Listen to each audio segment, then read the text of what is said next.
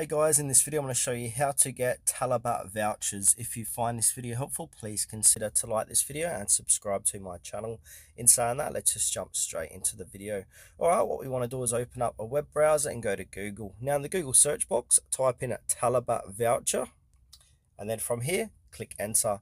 We'll be taken to Google search results where we can see different third-party websites offering different type of vouchers or discount codes. So we got everyday savings, we got we thrift it, worth the penny, etc. We can check out any one of these sites, but one I like to use is called Worth the Penny. So I'm going to click into Worth the Penny, and here you'll see today's best offer, and we can also see other offers here.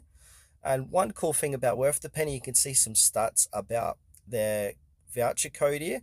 So it says here on this 40%, it's verified and over 200 people have used it with an 87% success rate.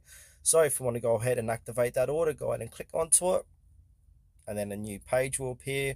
Click to copy code, so click that link there, and then you should get the discount code.